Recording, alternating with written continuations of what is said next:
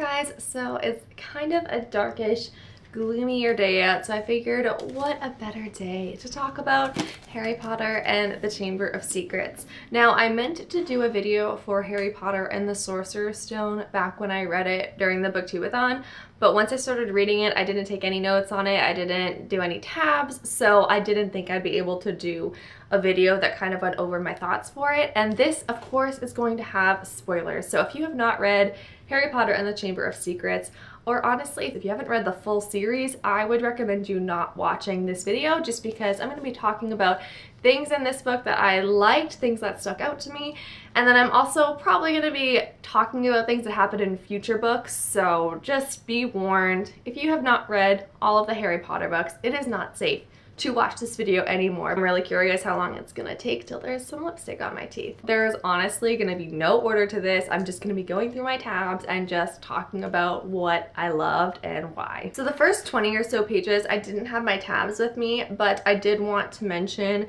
those first scenes with Dobby when Dobby goes up to Harry Potter's room and his aunt and his uncle are entertaining those wealthy guests of theirs, and Dobby just kind of makes everything horrible and he makes Harry get grounded for whatever the whole time until the Weasleys come and rescue him. I was really just happy that Dobby was there, and I didn't care that he was making a mess and that Harry was gonna get in trouble because it was Dobby being Dobby, and I really was able to see the sweetness in Dobby and how Dobby already cared for Harry Potter so much at this point, and I'm just so excited because I love seeing the relationship between him and Harry grow, and I think the first scene with him was just so perfect. It just really kind of set the stage for what their relationship friendship would be. Moving on to my first tabs, I love the interactions with Mrs. Weasley. Also, you're gonna hear me use the phrase I love blank a lot in this video because I love Harry Potter and that's what I'm talking about. I really love Mrs. Weasley. I love how much she cares for Harry and how angry she gets at her family for, you know, making her worry and making her stress out. I think you can see the love she has for her children so evidently, and it's just how she displays it I find to be so cute and so endearing, even though she's all red and angry and yelling. But I did tab this first part, and Mr. Weasley is, you know, getting in trouble because he put the spell on the car that Fred and George used to go rescue Harry, and so she's just infuriated that he would create this loophole in his own law that he could tamper with Muggle artifacts and not get in trouble for it. I love how even Mr. Weasley is afraid of his wife. I really like the character of Mrs. Weasley, and she's such a wonderful motherly figure in this book. I love what she ends up meaning to Harry Potter because he doesn't have family like that. And then even at the end, a part where my heart just kind of swells at the end of this chapter when Ron takes him up to his room and he says, you know, it's not much, blah, blah, blah. He's kind of like getting a little embarrassed about his house and, you know, how it's small and tight and messy. And then Harry says, this is the best house I've ever been in. Ugh, I feel so many things when Harry Potter gets to feel like he's at home, because his whole life leading up to this, he was not treated like a real human. He was treated like garbage, and like nobody cared about him and nobody loved him. And I love that there's this wonderful welcoming family and he sees their home and he sees it as the best place he's ever been in, and it doesn't matter that it's a mess and a wreck and it's small, because it's the people and the love that's inside this home that make it what's so wonderful. Okay, moving on before I get too emotional about all that. This was one of the go Mr. Weasley moments I had. So they're shopping for their school supplies and there's the run-in with Mr. Malfoy and Mr. Weasley, and he's pretty much putting them down. He's basically just making fun of them because they're poor. Mr. Weasley comes back with this: we have a very different idea of what disgraces the name of Wizard Malfoy. Oh, I love it. I'm so proud that this family still has pride, but it's not the egotistical, we're the best pride that the Malfoys have. It's just this pride that maybe they don't have it all and maybe they're a little poor, but they have what actually matters and they have good values, and I love it. I love it when he stands up for himself. It's just such a good moment because I hate Lucius Malfoy, so anyone who stands up to him I pretty much like. This is another moment that I love because it shows Ron's defensiveness over Hermione getting bullied. I mean, we see this quite frequently even in the first few books, which I don't think I maybe picked up all that much on the first couple times I've read it, but I really like Ron and Hermione together, and I know a lot of people ship Harry and Hermione. I mean, heck, I've read a lot of Harry and Hermione fan fiction over the years, but there's still something so sweet about the way that Ron cares for Hermione that I still love this ship. This is a scene when Malfoy calls Hermione a dirty little mudblood, which was just horrible, the racism that is seen within this wizarding community. Ron just gets so infuriated. He really reminds me of Mrs. Weasley in this scene. He's so protective and so loving for the people that he cares about that he will go after you if you dare try to insult someone or put someone down. So I love how he gets mad on behalf of Hermione and he says, "How dare you?" And then it's really, really endearing because his wand is broken and he shoots it at Malfoy, but unfortunately the curse backfires and ends up on him, and that's when he ends up puking up those slugs for however long that was. So I just love how he protects Hermione's honor and how he stands up for her and how he doesn't believe in this whole mudblood nonsense. Their friendship and their later romance I just find to be so sweet. This is something I just found funny because I find that these books are written with a lot of wit. They just have a lot of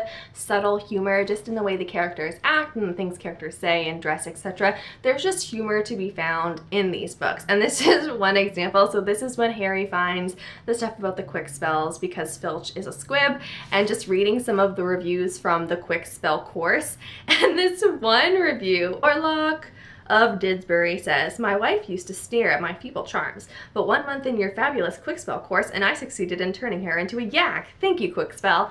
There is just so much humor. Like, J.K. Rowling does a really good job just infusing lighthearted wit into her books that make them like so enjoyable even while dealing with heavy topics like racism, for example, and defeating a Dark Lord who pretty much wanted to divide the world into two. This scene happens later, and this is during when they're trying to do the dueling match and they're learning how to duel, and it's Harry Potter against Malfoy. I love that this is a scene where they are actually able to fight each other because, you know, it always gets broken up and etc. But this is the one time that they can actually let loose on each other. But I love the whole time they're just supposed to be doing Expelliarmus on each other. Like, that is what they're supposed to be doing, just disarming each other.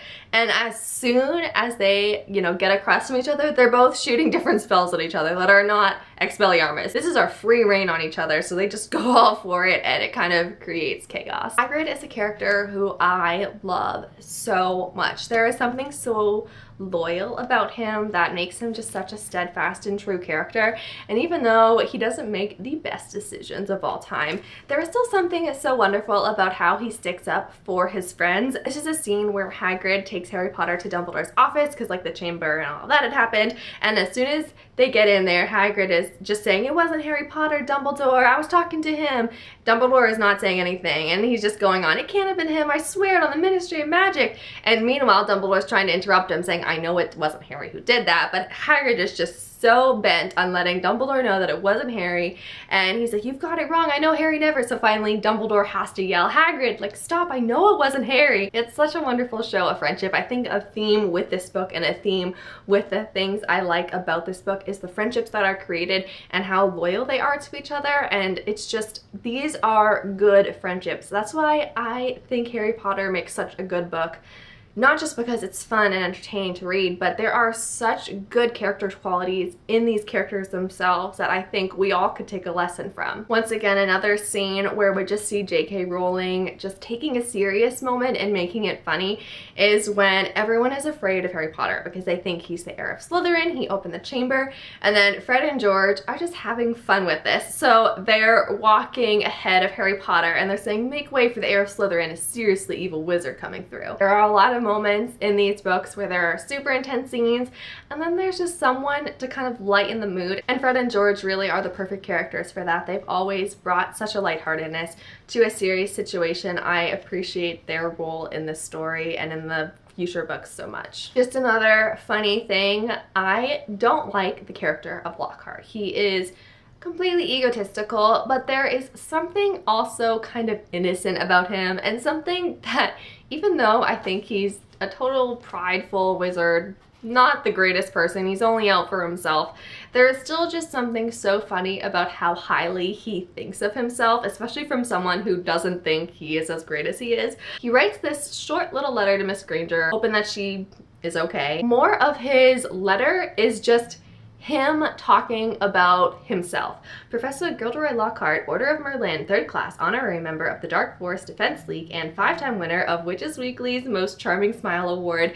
And this award is mentioned quite a few times in this book. I find it just hilarious that that is something he is so proud of, that he won this Smile Award. It's so fitting to Lockhart, and honestly I'm glad that he won it because I think it's hilarious how much he mentions it. This is just a quote I love because I feel like I can relate to it.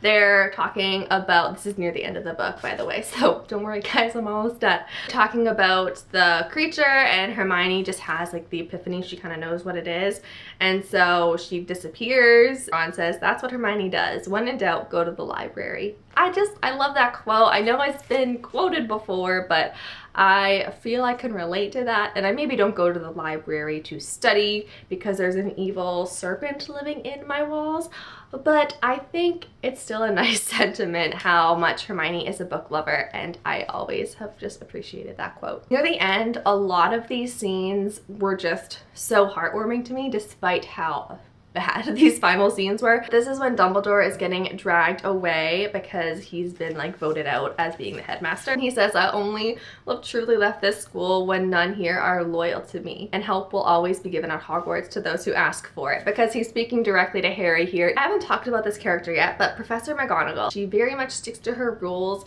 She's faithful to her rules, and she is kind, but she is more stern than what you would expect someone who has a big heart to be. But there's this scene at the end when Harry and Ron are lying. They're saying, oh, we want to go to see Hermione because she's been petrified. And we see this one scene with Professor McGonagall, and they thought she was going to get mad, she was going to see through their lie, but instead her voice changes and she says, oh, like, of course, go see Hermione, even in this chaos that the school is in because they don't know where this monster is, who's going to be targeted next. She gives them permission to go, and they see a tear glisten in her eye, and she says, of course, I realize that this has all been the hardest on the friends of those who have been ... She kind of just trails off. And they walk away, they hear Professor McGonagall blow her nose, and I know this is kind of sad, but I really would like to see a fan art of McGonagall in this scene because she lets down her guard, she lets down those walls of this teacher who has it all together and who doesn't get emotionally involved and who is stern and strict, and you see her actually feel emotions, and she feels for Harry and Ron. So this is one of my favorite parts of the book. It's at the end, and Riddle and him, they're in under the school, they're talking, and Harry says, you're not the greatest sorcerer in the world. Sorry to disappoint you and all that, but the greatest wizard in the world is Albus Dumbledore. Ugh. Even when you were strong, you didn't dare try to take over at Hogwarts. Dumbledore saw through you then when you were at school, and he still frightens you now. He's remembering what Dumbledore said to him. He's loyal to Dumbledore.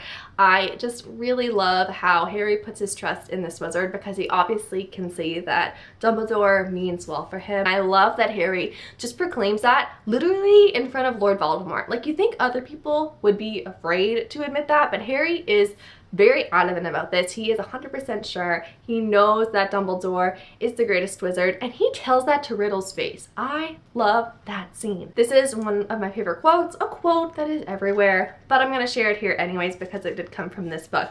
So Harry is talking about the fact that he was put in Gryffindor, but he should have been in Slytherin according to the Sorting Hat, and it was only because he asked that he was put into Gryffindor. And Dumbledore says, exactly, it makes you very different from Tom Riddle. It is our choices, Harry, that show us what we really are, far more than our abilities. There is really something so powerful in what he was saying because Harry's feeling like, I really should have been in Slytherin, everything is pointing to me being in Slytherin, but somehow I'm in Gryffindor. And the whole first 2 books, he's been ashamed of this, but now Dumbledore gives him freedom that actually that's what sets Harry apart, is that he chose something different. He made a choice not to be a dark wizard or to give in to those dark abilities, but he's choosing to be brave and courageous, and he wanted to be in Gryffindor.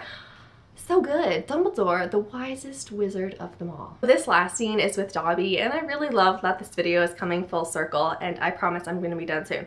But Dobby, his first act after being freed, after the sock has been thrown to him, he threatens Malfoy and he pretty much like shoots Malfoy backwards and says, "You shall not touch Harry Potter." So I love that the first act of Dobby being freed is that he stands up for Harry Potter and he protects him. We don't know Dobby that much at this point in the book, but we're gonna know him later and look back on this moment and just really feel happy about it. So yeah, I wanted to end with that scene with Dobby. As I continue reading this series, I will be taking notes and making tabs so that I can kind of do more videos like this, because I myself appreciate watching Harry Potter videos, and it's crazy to me that as much as I love Harry Potter, it's my favorite book series ever, I haven't done a video just talking about Harry Potter alone. So I'm really excited to be doing these just as I read the books, and I'd love to hear what you thought of Chamber of Secrets and some of your favorite scenes in it, because it's a really, really good book. That is all that I'm going to say. Thank you so much for watching, and happy reading.